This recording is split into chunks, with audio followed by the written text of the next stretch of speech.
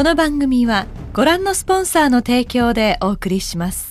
반갑습니다. 연예인 김대장입니다. 오늘은 허스크바나사의 스파르트 필렌 125에 대해서 여러분들과 함께 살펴보도록 하겠습니다. 허스크바나는 이제 스웨덴 회사죠. 많은 우여곡절 끝에 지금은 이제 KTM 산하에 있습니다. 공장은 인도에도 있고 오스트리아에도 있죠. 국내에는 이제 401과 250이 먼저 수입이 되고 마지막에 125가 뒤늦게 나왔습니다. 그래서 허스크바나는 이제 1903년부터 시작이 되어 좀 명맥이 있는 역사가 깊은 회사인데, 사실 이제 허스크바나 하면은 엔진톱을 만드는 회사로 더 유명했고, 원래는 이제 스웨덴의 총기 회사입니다. 허스크바나 마크가 가늠새, 가늠자 모양이 되어 있는 총기 마크라고 보시면 될 것 같습니다. 그래서 저도 솔직히 허스크바나를 처음 딱 접했을 때 701 슈퍼모토로 인해서 허스크바나를 그때 알았는데, 그 당시에도 이제 가격대가 이제 1000만 원이 넘어가는 가격이었죠. 허스크바나가 사실상 이제 혼다나 야마하나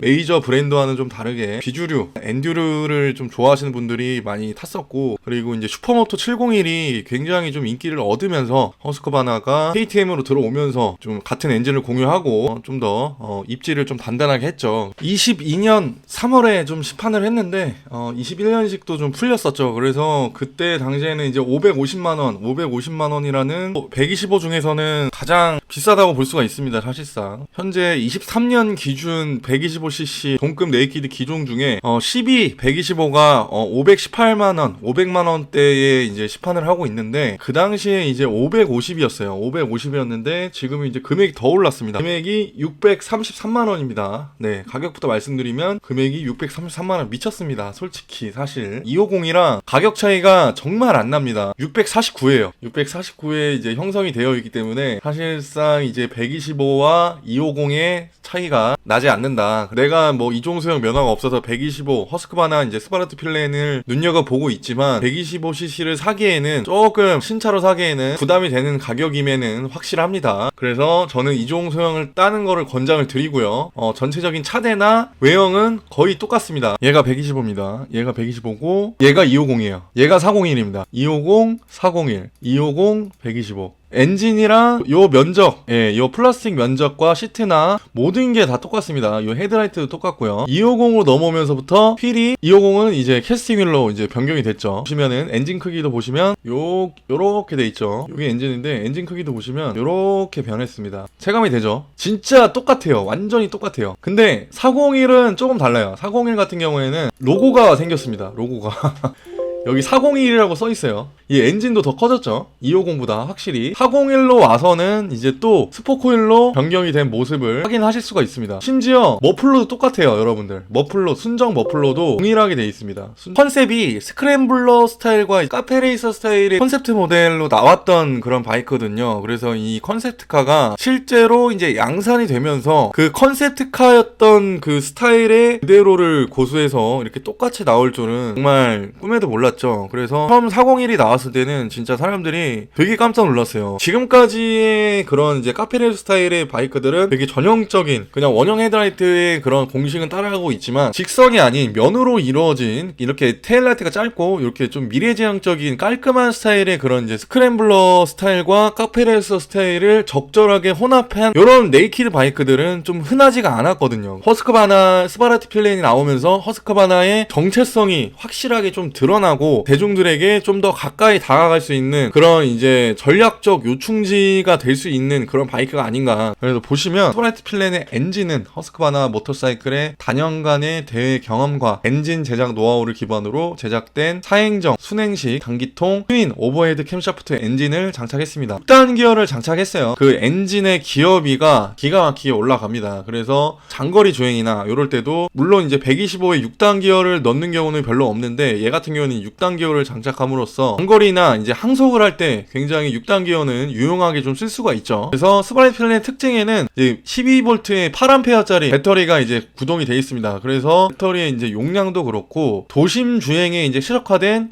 15마력, 최고 출력이 이제 15마력이 되기 때문에 15마력이면 현재 지금 혼다 모터사이클의 12125랑 동일한 마력을 지니고 있습니다. 그래서 사실상 이제 단기통임에도 불구하고 그 진동이나 이런 게 좀 많이 억제되어 있기 때문에 초보자들이 타기에 굉장히 좀 수월하다. 프레임 같은 경우에는 이제 KTM이랑 이제 똑같은데 트렐리스 프레임을 장착을 했어요. 그래서 트렐리스 프레임의 특징은 아무래도 견고함과 디자인을 중점적으로 조광도 강철로 이렇게 만들었다라고 합니다. 그래서 경량화도 경량하지만 이 트렐리스 프레임 아무래도 차대에 미치는 영향은 유연함과 견고함을 두 가지를 가져갈 수 있다는 게 큰 특징입니다. 얼마나 잘 만들었으면 125, 250, 401, 401까지 우려먹기를 하겠습니까? 이 하나 가지고 이 엔진을 교체함으로 인해서 이 바이크의 성향이 CC가 달라진다라는 게 얘네들이 이 이상으로 그 완벽함을 본인들이 잘 만들었다라고 이렇게 생각하는 것 같아요.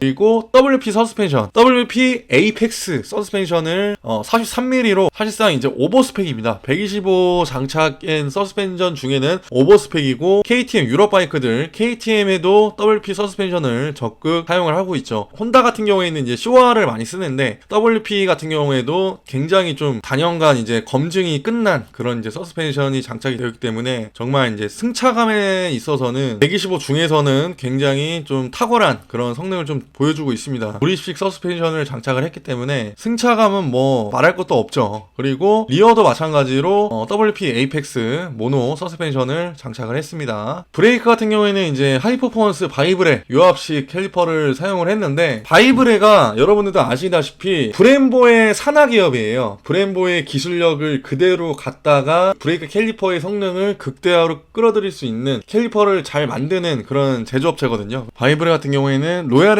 필드라든지 BMW, 뭐 C400 이런 스쿠터들에도 적극적으로 지금 사용을 하는 그런 이제 캘리퍼이기 때문에 브렘보의 자회사라는 그런 타이틀을 가졌기 때문에 사실 의심할 필요가 없습니다. 프론트는 이제 320mm, 대구경이죠. 싱글 디스크인데 당연히 이제 더블 디스크는 너무 과하고 싱글 디스크임에도 불구하고 320mm 프론트 디스크와 이제 리어는 이제 230mm 탑재를 했어요. 그래서 125 사양에 이제 320mm 싱글 디스크를 탑재를 한다는 거는 정말 아낌없이 들이부었다. 솔직히 진짜 돈값을 한다라고 보실 수가 있겠습니다. 이 채널 ABS를 지원을 하겠죠. 그래서 솔직히 디자인도 디자인이지만 이 브레이크 성능 그리고 이 안정성 굉장히 좀 높은 점수를 주고 싶은 그런 바이크 중에 하나입니다. 디스크가 크면 클수록 마찰과 제동 거리는 좀 더 짧아지겠죠. 그리고 보쉬 ABS를 탑재를 했어요. 보쉬 ABS 같은 경우에는 지금 뭐 존테스에도 꽂혀 있듯이 보쉬 ABS는 굉장히 좀 유명하죠. 그 ABS를 껐다가 끌 수도 있습니다. ABS를 끔으로 인해서 공도, 도심에서도 탈 수 있지만 가벼운 인도길이나 비단길 인도도 ABS를 끄고 이 스바르트 필렌의 진정한 매력을 좀 느낄 수 있게끔 이렇게 좀 배려를 해줬다. 이런 부분들이 스바르트 필렌의 특징이라고 좀 볼 수 있습니다. 그래서 이제 시트고가 이제 사실상 수치상 835mm인데 835mm면은 살짝 좀 높습니다. 타면은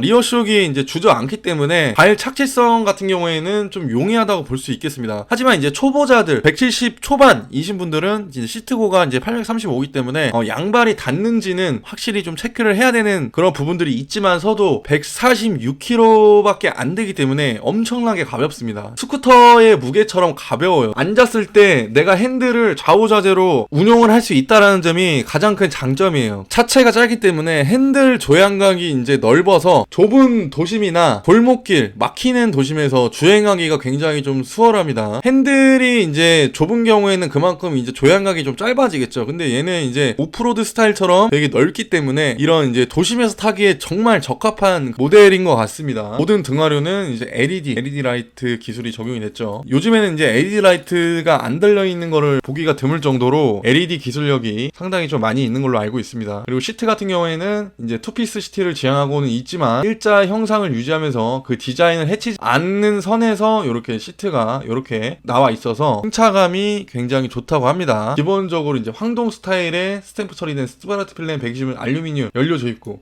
요게 솔직히 전 진짜 이쁜 것 같아요. 탱크 브라켓이 기본으로 설치가 되어 있기 때문에 정말 뭐 여기 위에 뭐 브라켓 뭐 가방이라든지 이런 거를 좀 거치 같은 거를 좀 쉽게 할 수 있겠죠. 그래서 가벼운 여행이나 이런 데 갈 때도 탱크 패드나 이런 거를 좀 이제 설치를 해서 가도 되고 일단 디자인적인 측면이 좀 다른 것 같아요. 125에서는 느끼지 못한 도리식 서스펜션과 320mm 싱글 디스크 그리고 2채널 ABS까지 이 모든 승차감과 안정성 둘 다 잡은 이 엔트리급 클래스의 네이키드는 정말 이 타겟층이 확실해야 될 것 같습니다. 제가 봤을 때는 그냥 이 디자인에 꽂힌 사람들은 이 가격 자체가 잘 보이지가 않을 것 같아요. 오늘은 허스크바나 스바르트 필렌 125에 대해서 살펴봤습니다. 다음 영상에도 좀 더 유익한 내용과 바이크 정보들로 찾아뵙도록 하겠습니다. 좋아요 한 번씩만 좀 부탁드리겠습니다.